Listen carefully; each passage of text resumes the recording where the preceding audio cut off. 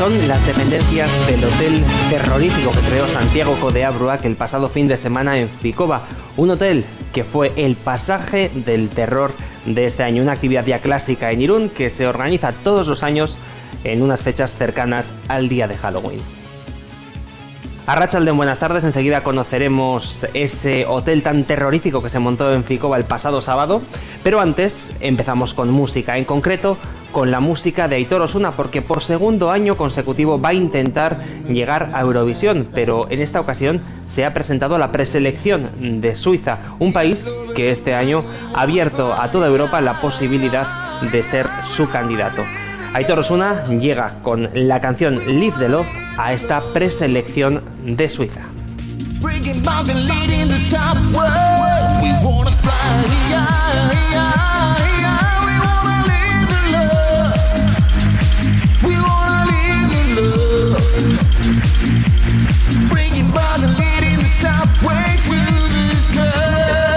Este año te vuelves a presentar a Eurovisión, pero bajo la bandera de Suiza. Es donde ha habido la opción este año, han abierto la posibilidad a que todo el mundo pueda enviar sus propuestas y bueno, yo ya había estado trabajando en esta canción desde hace un año y quería presentarla allí donde tuviera la oportunidad. ¿Qué es lo que nos cuenta tu canción Live the Love? Un poco en defensa de la diversidad sexual, de que cada uno viva su vida amorosa con quien quiera, pero no solo en ese sentido, sino el quererse a uno mismo y aunque muchas veces pensemos que la sociedad no nos va a aceptar como somos, pues cada uno que tenga un poco responsabilidad de imponer su manera de ser, y para mí eso es quererse a uno mismo, ¿no? Hablando de la preselección, ¿no has esperado ya ni a que España diga a ver si van a hacer preselección o algo? Claro, he estado esperando mucho tiempo, pero claro, llegados ya a un punto, o tienes que entrar en el juego de otros países donde hay oportunidad, o no vas a entrar ni en uno ni en otro. Y tiene toda la pinta de que en España finalmente lo harán con Operación Triunfo o lo harán de una manera más interna, porque si no, si fueran a hacer algo tan general como el Eurocasting, pues seguramente lo habrían hecho mucho antes, ¿no? Hay otros países como por ejemplo San Marino que también han abierto una preselección para todo el mundo que quiera participar. ¿Cómo así no has ido a ese país? Para mí el objetivo principal era poder presentar un trabajo que tiene una producción detrás, una canción, y sin embargo la selección de San Marino está siendo mucho más como si fuera un casting de La Voz o de Factor X, en el que simplemente te piden un vídeo casero grabando una versión y poco más. Entonces podría ser una opción más, pero desde luego no sería la manera de sacarle partido al trabajo que estaba haciendo durante todo el año. Se ha hecho eco también tu canción en los medios suizos. Esa fue la sorpresa un poco de este año. Yo creo que mediante otros blogs más a nivel nacional se han acabado enterando de eso y ellos han contactado conmigo y me pidieron una entrevista y luego ellos la han traducido en francés y ahí está disponible. En el hipotético caso de que no te escogieran para ir el año que viene, 2018, al Festival de Eurovisión, ¿te podremos ver como público en Lisboa? Pues me gustaría ir, porque además tengo bastantes amigos que van, pero me parece que este año va a estar especialmente complicado conseguir entradas si no estás metido en todo el tema OGAE y todos los grupos que están muy metidos en el tema. Y dejando de lado Eurovisión, ¿en qué estás trabajando en estos momentos? Tengo muchos temas bajo la manga, cada uno de estilos muy distintos, y voy pensando cómo publicarlos de la forma más efectiva. Ahora mismo no pienso en un nuevo disco, sino más bien en cosas más efectivas, colaboraciones, temas que se salgan del tipo de música que hacía hasta ahora, ir jugando en diferentes sectores y probando suerte un poco. Muchas gracias, mucha suerte y a ver si nos vemos en Lisboa. A vosotros.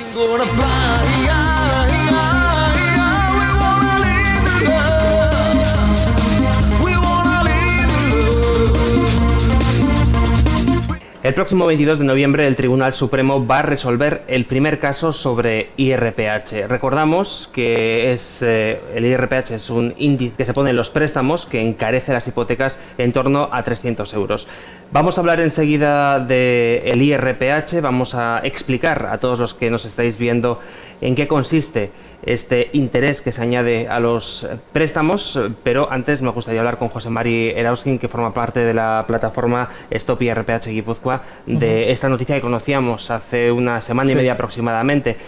¿Qué es lo que va a juzgar el Supremo el próximo día 22? Bueno, el próximo día 22 el Supremo va a resolver por primera vez en relación con el IRPH, porque esto era una demanda que pusimos en Vitoria. El juzgado mercantil nos dio la razón en el sentido de entender que el IRPH en aquel caso era abusivo y nulo. La entidad recurrió a la Audiencia de Álava, la Audiencia de Álava nos volvió a dar la razón y finalmente la entidad ha recurrido al Tribunal Supremo en casación para que éste resuelva. Entonces el Supremo tiene en este momento que resolver si confirma las sentencias anteriores o si las rectifica.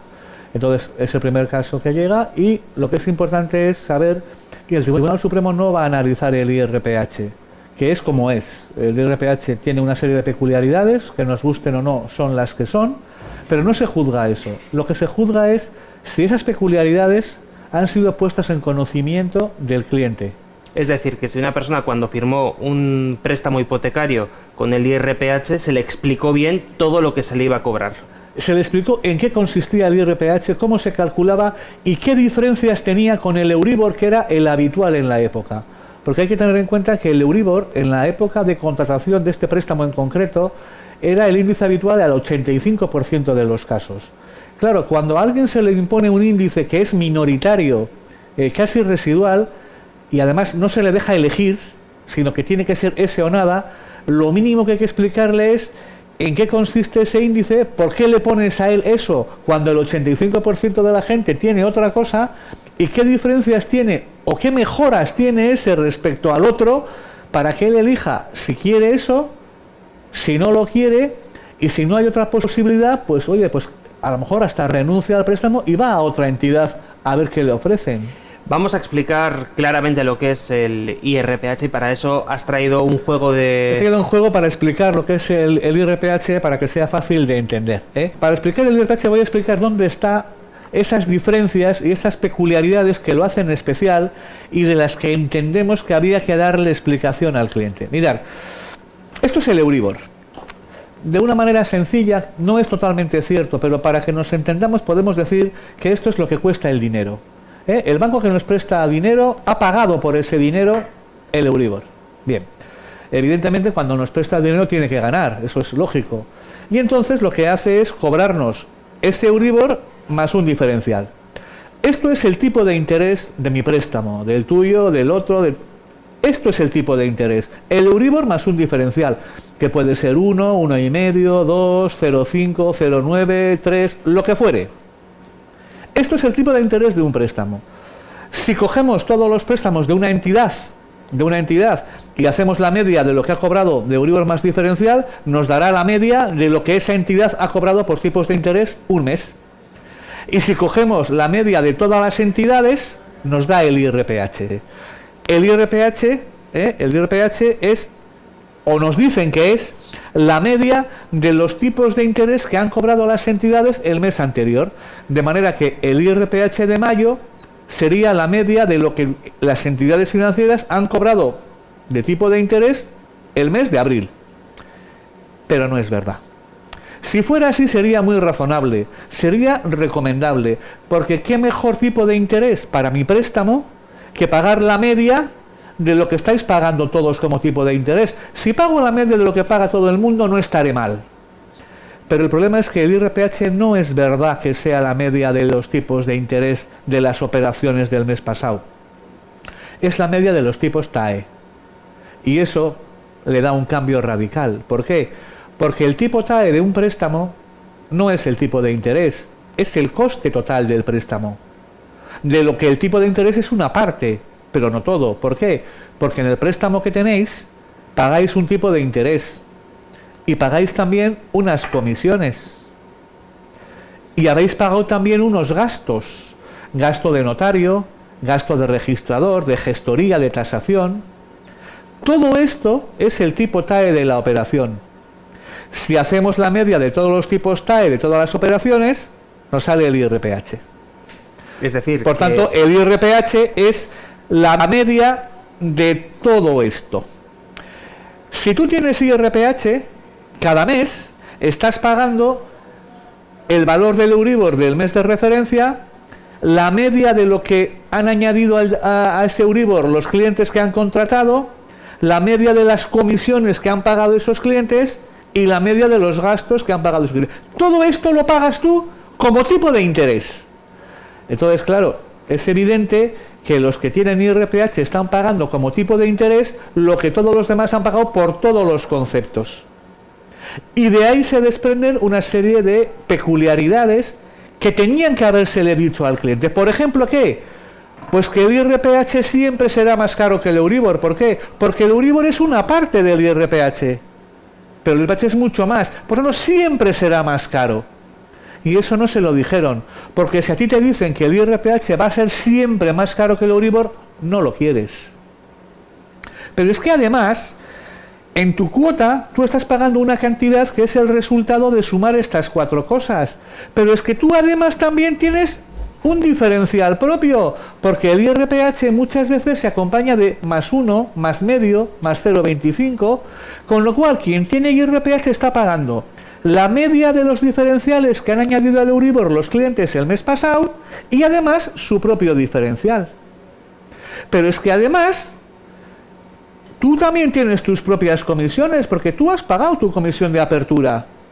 Con lo cual tú estás pagando la media de lo que han pagado por comisión de apertura todos los clientes y además la tuya. Y es que además tú tienes tus gastos propios. Es decir, tú estás pagando la media de lo que han pagado el mes pasado por notario, registrador, tasación y tal, pero es que tú también has pagado a tu notario, a tu registrador, a tu gestoría y a tu tasación.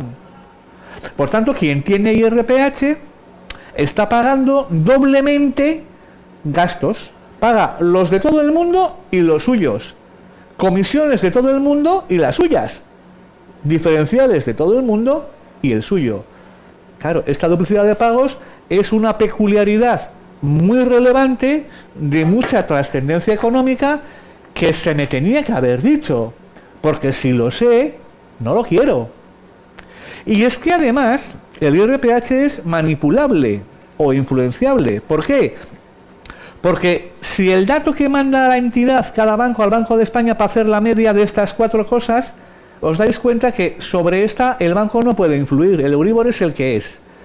Pero el diferencial que añade, claro que puede influir. Será el que quiera ponerle. Si decide subir de Euribor +1 a +1,5, pues el IRPH subirá. Las comisiones que cobra un banco son las que quiere. Si decide subir la comisión de apertura, el IRPH subirá. Y si decide incorporar los gastos, el IRPH subirá. Ahora están metiendo la obligación de un seguro de vida por 4 o 5 años. Si el seguro de vida se incluye como un gasto del TAE, evidentemente el IRPH subirá. Y esto ha ocurrido entre el 2011 y el 2013, que cuando el Euribor empezó a bajar de 2,6 a 0,5, lo normal es que el IRPH bajara también. Porque claro, si una de las 4 partes baja, el resultado tiene que bajar. Pero no bajó. Todo lo contrario, subió de 3,6 a 3,9. Entonces, desde las matemáticas, ¿cómo se puede explicar que si el IRPH son 4 elementos y uno de ellos baja, el resultado final suba? Pues muy sencillo, porque el resto de los elementos del TAE han subido para neutralizar y compensar las bajadas del Euribor. ¿Y qué hicieron los bancos cuando el Euribor empezó a bajar en el 2011? Que los préstamos nuevos se contrataban, les ponían un diferencial mayor, o unas comisiones mayores, o metían más gastos.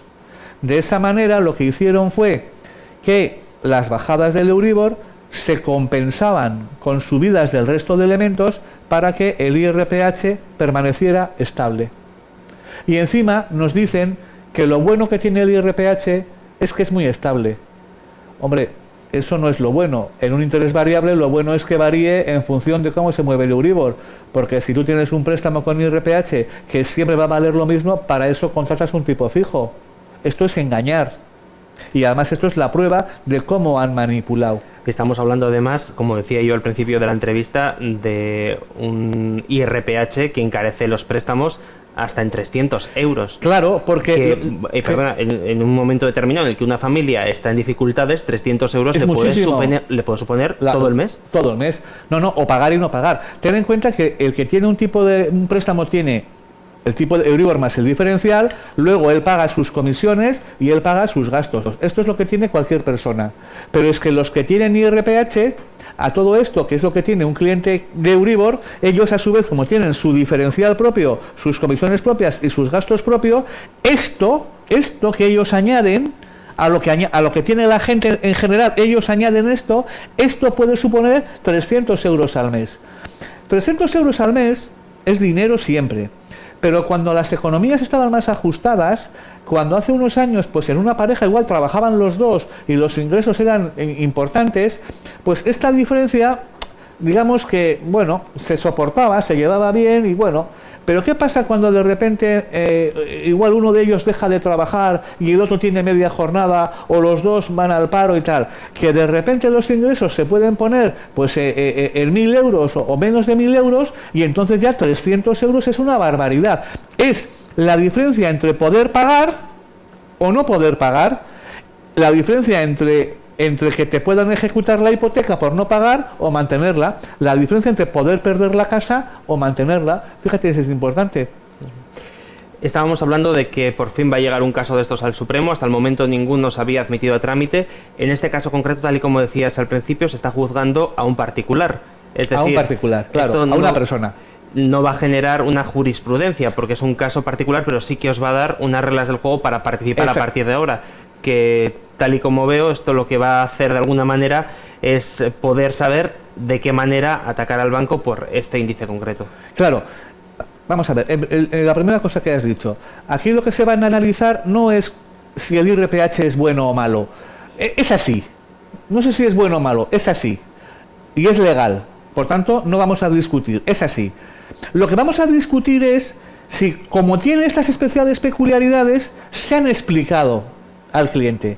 Entonces, el caso que en este momento va a resolver el Supremo es si a este chico, la entidad le explicó que el IRPH tenía la particularidad de ser siempre más caro que el Euribor, de además de llevar una duplicidad de pagos que lo encarecía y que además era influenciable por la entidad. ¿Le explicaron eso o no le explicaron? Dependiendo de que le explicaran o no y de que la entidad pueda probar que le explicó o no le explicó, la cláusula será nula o no será nula. La cláusula, no el IRPH es así, pero la cláusula de este chico será o no será nula en función de que el banco pueda probar que explicó o no explicó. Y el banco no aporta nada, porque no aporta más documento que la escritura, aporta una oferta vinculante que no está firmada por el cliente, luego puede ser de entonces o de antes de ayer, y además el banco no ha querido interrogar ni al director de la oficina ni al demandante para que explicaran qué ocurrió en la negociación y no ha querido preguntarles, con lo cual si le corresponde al banco la carga de probar que hubo una negociación y una explicación y no ha querido preguntar a las partes y tampoco aporta documentos, es difícil que le puedan dar la razón, por lo menos en principio. Lo que este chico resuelva no le afecta a los demás, porque puede ocurrir que a otras personas sí se les haya explicado. Luego el Tribunal Supremo nos explicará para este caso lo que decide, nos explicará qué hay que buscar en cada préstamo para ver si es abusiva o no la cláusula, qué tenía que haber hecho el banco, y luego los demás, pues cada uno tendrá que someterse a ese control. Si hay gente que llega a casa ahora y comprueba la hipoteca y ve que tiene el IRPH, ¿se puede poner en contacto con vosotros para estudiar el caso? ¿Puede ser otro de estos casos que llegue al Supremo? Puede ser otro caso. Lo que pasa es que ahora no vamos a poner ya más demandas hasta ver cuáles son las reglas de juego. Porque te voy a decir una cosa. Si el Tribunal Supremo cogiera la línea de la Audiencia de Barcelona y dijera que es suficiente con que en el préstamo ponga que es IRPH, porque la información tienes que buscarte tú la vida, ya hemos perdido, o sea, no hay nada que hacer, porque en todas las escrituras viene que es IRPH. Ahora bien, si el Tribunal Supremo dice que no es suficiente con poner cuál es el índice, sino que hay que contarle más cosas, hay que decirle más cosas, entonces se abre un camino para que todas aquellas personas a las que no se les explicó nada puedan demandar. Por eso el día 22 es muy importante, porque sabremos si hay posibilidades de seguir adelante con las demandas de IRPH o no. porque si se resuelve en la línea de Barcelona, nos podemos ir todos a casa con el IRPH. ¿No habría posibilidad de ir a Europa? No, yo entiendo que no. Yo entiendo que no. ¿Por qué? Porque esto es un MICE español, el Tribunal Supremo entiende que no hay que hacer más control que saber qué es IRPH, y eso forma parte de lo que es las cosas que el Estado miembro tiene autonomía para resolver. Y en aquella época, cuando se firmaban tantas hipotecas, ¿cuánta gente firmó IRPH? ¿Qué porcentaje? ¿Hay algún dato aproximado de lo que pudo haber sido aquello? Se habla del orden de 1.200.000, 300.000 préstamos que se firmaron a IRPH. También es verdad que con el tiempo ha habido algunas personas que han conseguido que el banco les cambie, y les cambie del tipo variable a un tipo fijo. En fin, por ejemplo, todos los préstamos de Kutxabank que se firmaban en Guipúzcoa, que tenían en su momento IRPH, cajas, como desapareció, todos ellos tienen Euribor más 1. Luego todos esos préstamos habría que descontarlos de ese 1.000.000 y pico, pero bueno, no andará lejos del millón, no anda lejos del millón. ¿Y a día de hoy se sigue utilizando el IRPH a la hora de firmar un préstamo? A día de hoy no es habitual ya que te den IRPH, pero todos los que lo vienen coleando son los que tenemos que darle una solución. José Mari, ¿tú eres optimista? ¿El día 22 va a salir bien, va a salir mal? Pues tengo momentos a lo largo del día en que cambio varias veces del optimismo al pesimismo. Hay momentos en que me pongo a analizar fríamente y digo, vamos a ver, si a esta persona no le han dado un solo papel, un solo cuadro comparativo, un solo gráfico, no han querido interrogar a la gente que podía contar lo que ocurrió, no pueden darles la razón, porque tienen ellos que probar que explicaron y van solo con el contrato. Me pongo optimista. Pero luego me pongo a pensar que si a todos los préstamos que tienen IRPH, todos los afectados van a demandar y tienen que devolverles a todos la totalidad de lo que han pagado por intereses, es tal barbaridad de dinero que casi nos llevaría a otro rescate bancario. Entonces me pongo a pensar y digo, vamos a ver, si el Tribunal Supremo actúa con criterios exclusivamente jurídicos, está ganado. Pero si empieza a valorar la repercusión que esto puede tener en el sistema financiero, porque los bancos se verían obligados a devolver unas cantidades tremendas que no tienen, y llamando a la estabilidad del sistema financiero, puedan resolver en nuestra contra. Yo el miedo que tengo es que la decisión no sea jurídica, sea una decisión político-social en la que el Supremo valore la trascendencia que pueda tener en la economía de los bancos el tener que devolver tal cantidad de dinero, y que primando esas razones, las jurídicas queden un poco de lado por interés nacional, cuando el interés nacional no es el de los bancos, es el gravísimo, de los ciudadanos. Es gravísimo, porque estaríamos hablando de saltarnos la ley a la torera por la estabilidad del sistema financiero. Bueno, cuando las cláusulas suelo las declaró nulas el Tribunal Supremo, dijo que no procedía la devolución de las cantidades porque eso podía poner en riesgo el sistema financiero. O sea, no estoy hablando de algo que se me ha ocurrido, es que con las cláusulas suelo el Tribunal Supremo tomó esa decisión.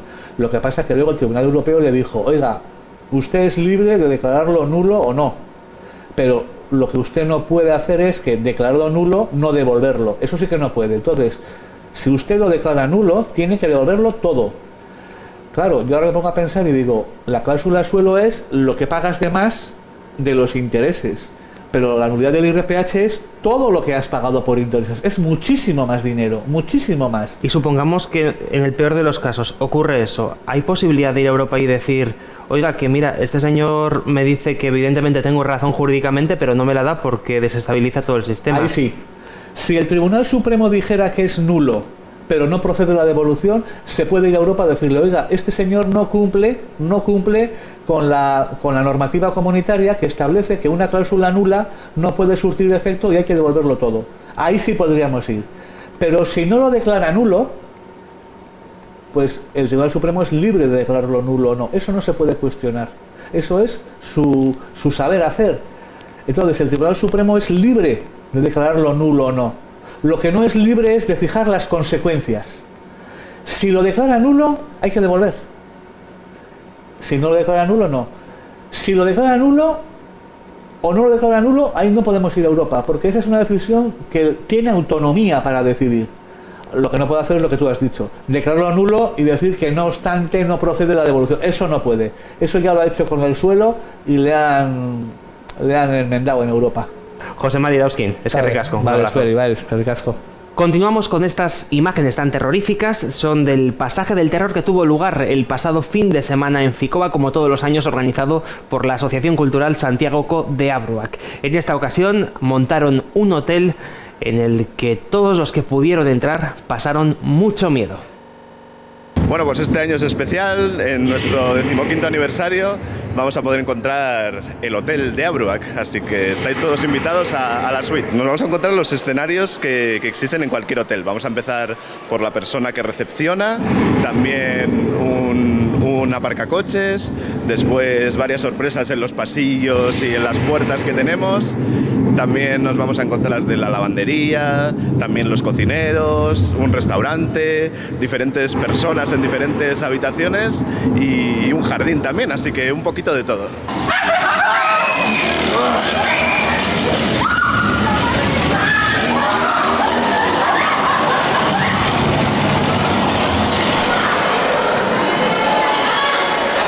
Ha salido un chico de unas telas de repente y pues eso. Estaba gritando al viejo que estaba viendo... Hay una chica que ve la tele que quiere ver Salva, me dice. ¿De sordo o qué? ¡Quítame la tele, hombre! ¡Las pastillas! ¿Dónde están mis pastillas? Otra vez.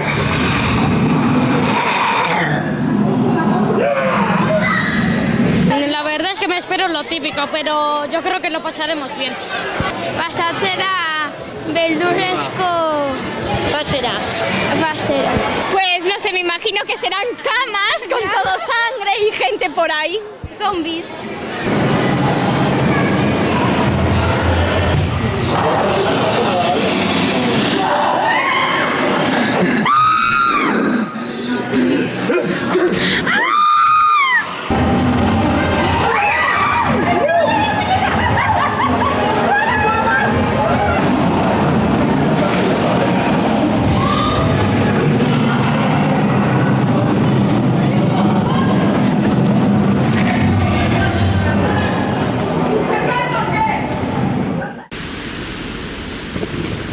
En imágenes tenemos el barco Mariñel de Hondarribía, un barco precioso situado justo enfrente de la Casa de Cultura Itxasechea y que probablemente hayáis tenido la posibilidad de verlo en cualquiera de las ocasiones que hayáis visitado esta ciudad tan bonita que es Hondarribía. Es un barco, sin embargo, que tiene detrás una historia triste porque el pasado 12 de julio un ingeniero naval voluntario que estaba trabajando en labores de restauración perdió la vida tras caer de una escalera.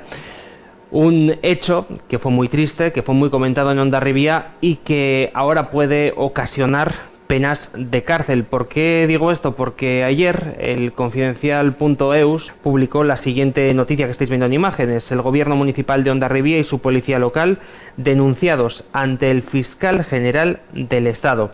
Decía también la noticia, todos los concejales de la Junta de Gobierno de Hondarribía, incluido su alcalde, Txomin Sagarzazu, el jefe de la policía local, el agente que instruyó la muerte del trabajador del Mariñel y la coordinadora de Armaplaza Fundazioa han sido denunciados ante el Ministerio Fiscal por un presunto delito de encubrimiento al obstruir presuntamente la llegada del informe policial de la muerte del trabajador del Mariñel al juzgado correspondiente, impidiéndose así la posibilidad de abrir diligencias de oficio para establecer las posibles responsabilidades civiles y penales. La noticia la firmaba Joseba Ortega Sáez, lo tenemos hoy con nosotros por teléfono. Joseba, ¿qué tal? Arratsaldeon. Esta noticia llegaba ayer a nuestra redacción y la verdad es que nos sorprendía y mucho. Bien, bueno, lo primero que nos llama la atención a nosotros, teniendo en cuenta que no suelen trascender este tipo de noticias, fue que digamos que los dos partidos que denuncian, que los patronos de la fundación, que a su vez son concejales del Ayuntamiento de Hondarribía, que presentan la denuncia, son de espectros políticos absolutamente opuestos. Estamos hablando de Izquierda Abertzale y del Partido Popular, como hemos puesto nosotros mismos en la noticia. Y eso ya nos llama la atención y nos hace pues prestarle una especial mirada a la profundidad del tema, dado que había muerto una persona por causas no naturales. Pero si te parece, bueno, realmente lo que está ocurriendo aquí es que aquí se compra un barco por parte del Ayuntamiento de Hondarribia, que hay que explicar un poco lo que es el contexto. Ese barco es un barco pesquero que se llama el Mariñel y que es el último barco de la flota pesquera hondarribitarra de casco de madera. Entonces se adquiere para su rehabilitación y posterior visitas al público. Entonces, inmediatamente después de ser comprado, pasa a ser custodiado por Arma Plaza Fundació A para su restauración en Hondarribia. Entonces, se da la casualidad de que el gobierno de esta fundación, de carácter privado, está compuesto por un reflejo de lo que es el propio gobierno de Hondarribia. Es decir, los concejales son patronos y el alcalde es el presidente del patronato. Entonces, esta obra de restauración comenzó en el año 2012 bajo el anterior alcalde y presidente, el señor Aitor Querejetazi. Bueno, para los trabajos de restauración se cuenta con un grupo conocido como el colectivo Sustraya, un grupo de personas sin asociación legalmente establecida y que se ofrecen a Arma Plaza Fundació a ser los voluntarios que realicen ese trabajo de restauración.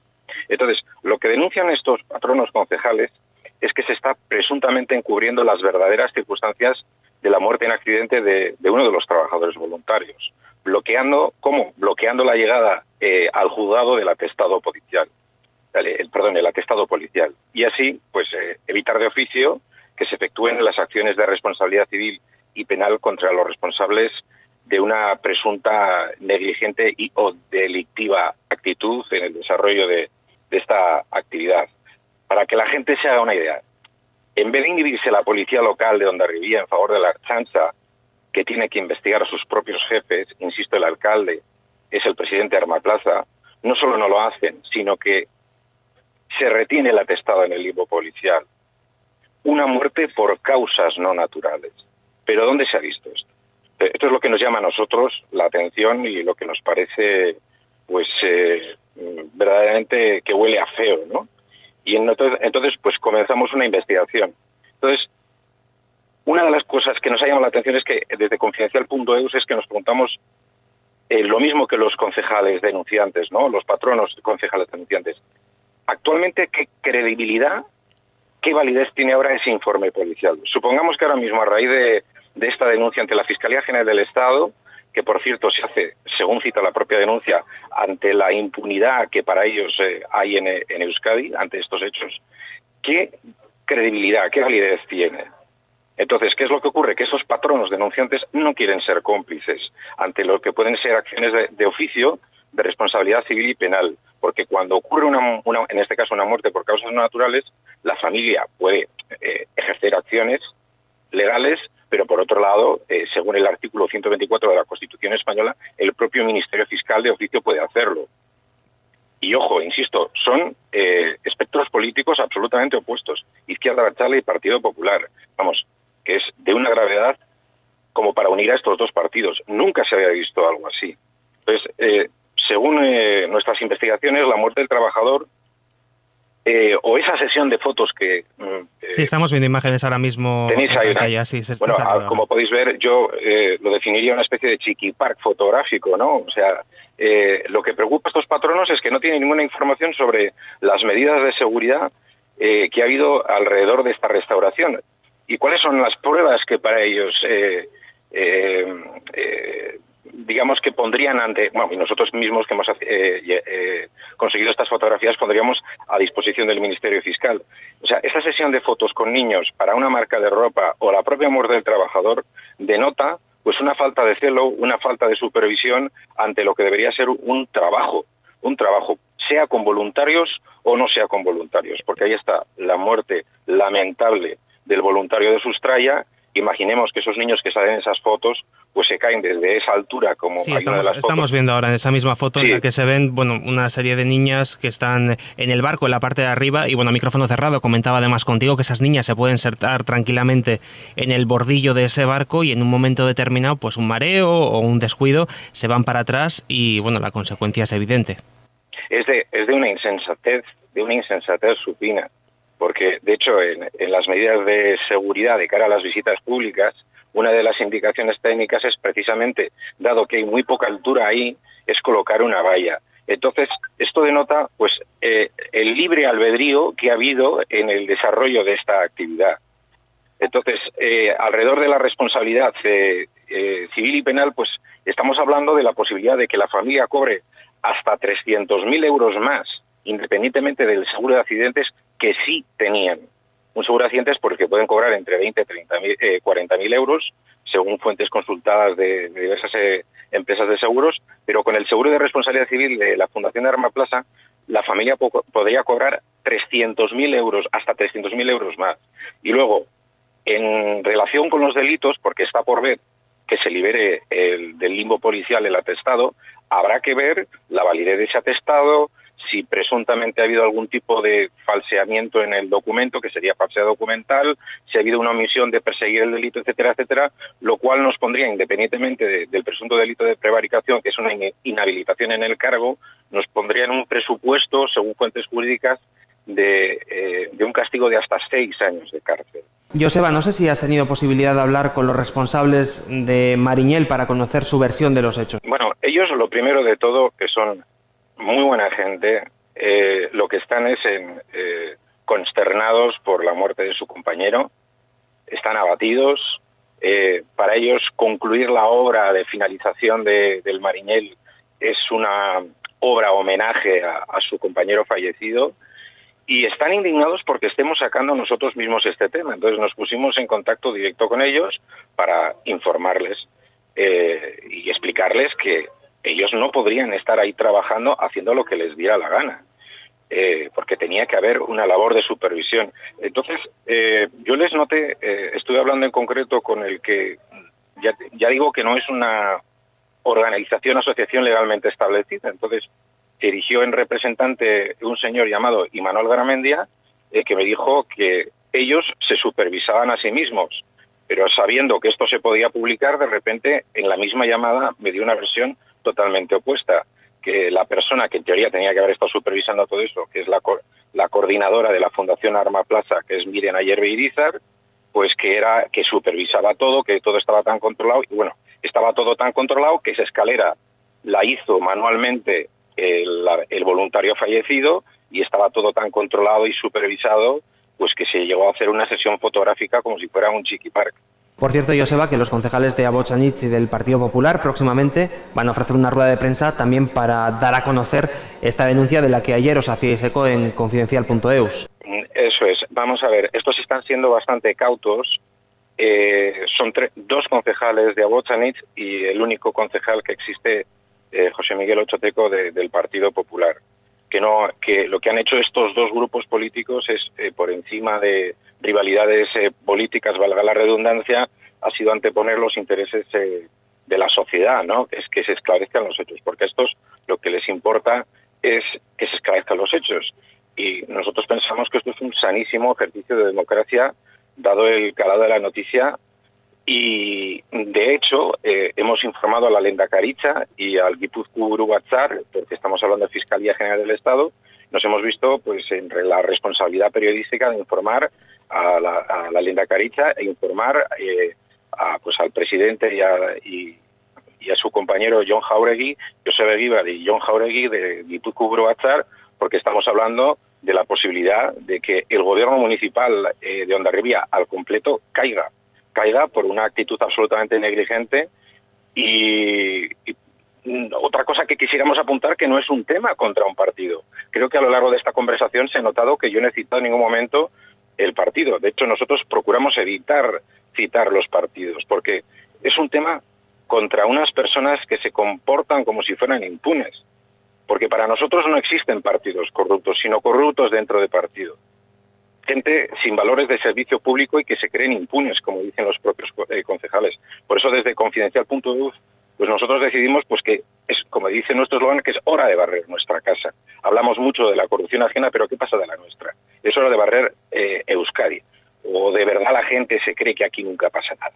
Pues, Joseba, seguiremos al tanto de todo lo que se publique respecto a este asunto. Muchísimas gracias por habernos atendido y hasta la próxima. Un abrazo. Muchísimas gracias a vosotros por vuestro tiempo y vuestro espacio. Un placer. Cerramos aquí en EPI y lo hacemos como siempre en compañía de Superpagola. Nosotros volvemos dentro de 7 días con más actualidad. Hasta entonces, sé feliz. Agur Ronda izan.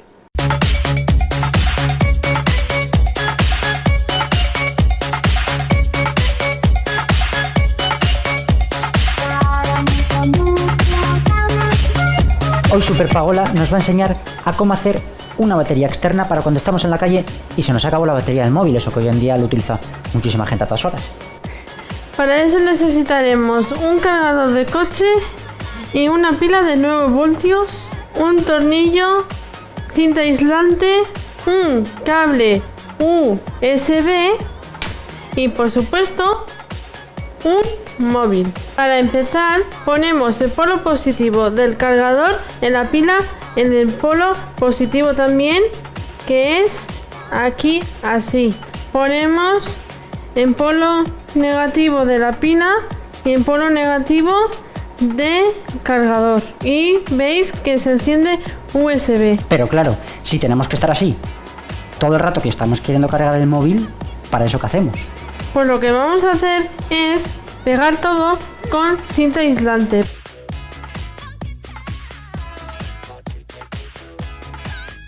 Y ahora que tenemos esto, ahora sí, que esto sirve de linterna también, ¿qué hacemos?